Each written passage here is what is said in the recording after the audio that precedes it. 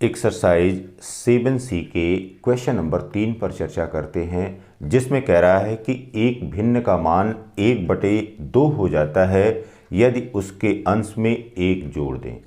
फिर उसका मान 1/5 हो जाता है यदि उसका हर पहले हर के दूने से 1 अधिक कर दिया जाए। तो अब यहाँ पर भिन्न है, तो माना भिन्न का अंश यह बराबर है यक्स के। फिर भिन्न का हर यह बराबर y के है, इसलिए भिन्न यह बराबर हो गया यक्स बटे y के, क्योंकि भिन्न अंश बटे हर के बराबर होती है। अब पहली शर्त देखिए, पहली शर्त के अनुसार फर्स्ट जो कंडीशन दी गई है, फर्स्ट कंडीशन में क्या कह रहा है, भिन्न का मान 1/2 हो जाता है यदि उसके अंश में 1 जोड़ दें। तो यहां पर हो गया यक्स प्लस 1/y, और यह कितने के बराबर हो जाता है, 1/2 के बराबर हो गया। तो शर्त के अनुसार यहां पर प्रदर्शित कर दिया यक्स प्लस 1/y बराबर 1/2। अब क्या करेंगे, तिर्यक गुणा करेंगे, और यह हो गया 2 इंटू यक्स प्लस 1, यह बराबर हो गया 1 इंटू वाई, और यहां पर तिर्यक गुणा करने पर, तिर्यक गुणा करने की प्रक्रिया किया। अब 2 का कोष्टक के समस्त पदों में गुणा कर दिया जाए, 2x plus 2 is equal to हो गया y के। अब देखिए बेटा, चर को एक तरफ कर लेते हैं और अचर को दूसरी तरफ कर लेते हैं, तो ये हो गया 2x माइनस वाई बराबर हो गया -2, क्योंकि 2 अब बाएं से दाहिनी ओर गया है, चिन्ह में परिवर्तन हो गया, y दाहिनी से बाईं ओर आया है, उसके चिन्ह में परिवर्तन हो गया। ये हमारा प्रथम समीकरण हो गया, 2x minus y is equal to -2 के बराबर। अब दूसरी शर्त देखिए, करा उसका मान 1/5 हो जाता है यदि उसका हर पहले हर के दूने से 1 अधिक कर दिया जाए। तो दूसरी शर्त के अनुसार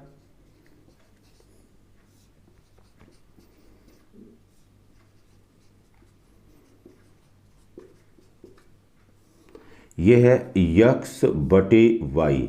अब क्या कह रहा है, उसका हर पहले हर के दूने से, तो पहले हर के दूने से पहले y था, अब 2y हो गया, और प्लस इसमें 1 जोड़ दिया गया, तो अब यह कितने के बराबर हो जाता है, 1/5 के बराबर हो जाता है।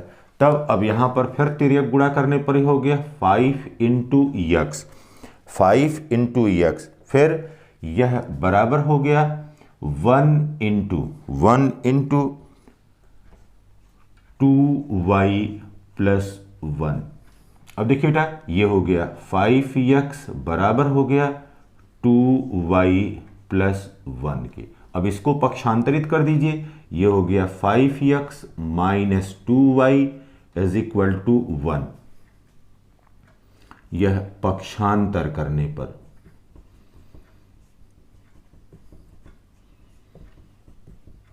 इसका पक्षांतर हमने कर दिया।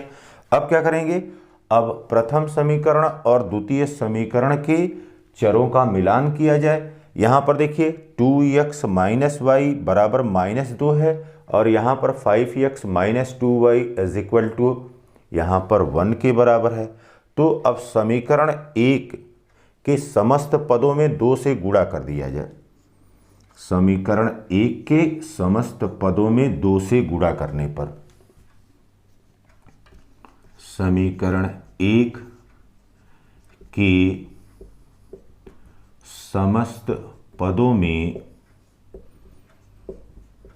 2 से गुणा करने पर, तथा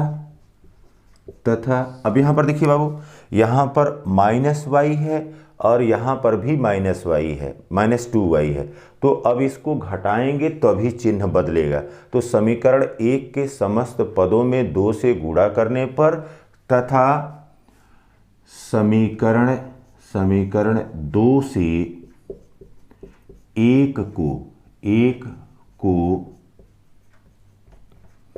घटाने पर, अब पहले समीकरण 2 लिख लीजिए। ये हो गया 5x - 2y = 1 है। फिर अब दूसरा समीकरण क्या हो गया, यहाँ पर हो गया 2 का गुणा कर रहे हैं, देखिए 2 का गुणा तो 2 दूनी 4x, ये हो गया 4x, फिर -2y, यह बराबर हो गया 2 गुणे -2, यह बराबर हो गया -4। अब घटाने की प्रक्रिया कर रहे हैं, यह माइनस चिन्ह हो गया, यह प्लस चिन्ह हो गया और यह भी प्लस चिन्ह हो गया। तो अब देखिए बेटा, यह पद कट गया, -2y + 2y कैंसिल हो गया। यहाँ पर +4y +4, यहाँ पर +5x है, -4x है, तो यहाँ पर बच गया x बराबर, अब ये हो गया 1 + 4 और 1 + 4 = 5, इसलिए x बराबर हमको मिल गया कितने के बराबर, x बराबर हमको 5 के मिल गया। एक चर का मान हमको मिल गया। अब किसी भी समीकरण में इसको रख दिया जाए, x के इस मान को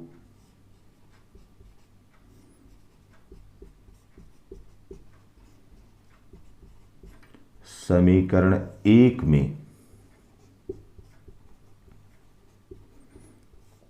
रखने पर, अब समीकरण 1 क्या था, 2x - y = 2x - y = -2 के बराबर है। अब देखिए बेटा, यहाँ पर अब 2 गुणे x बराबर 5 मिल गया है, -y बराबर हो गया -2 के, 10 -y बराबर हो गया -2 के। अब क्या करिए, y को दूसरी तरफ ले चलिए राइट हैंड साइड में और 2 को लेफ्ट हैंड साइड में ले आइए, तो ये हो गया 10 + 2 बराबर हो गया y के। और यहाँ पर क्या किया, पक्षांतर किया, पक्षांतर करने पर चिन्ह बदल जाते हैं, तो ये हो गया 12 = y या y = 12। तो अब दोनों चर हमको मालूम हो गए, x का भी मान मालूम हो गया और y का भी मान हमको मालूम हो गया। इसलिए हमारा परिणाम क्या हो गया, हमारे पास जो भिन्न मिली इस प्रकार से, यह भिन्न x/y के रूप में थी और x का मान यहाँ पर 5 मिल गया और y का मान 12 मिल गया। तो भिन्न हमारे पास जो प्राप्त हुई वह 5/12 के रूप में प्राप्त हुई।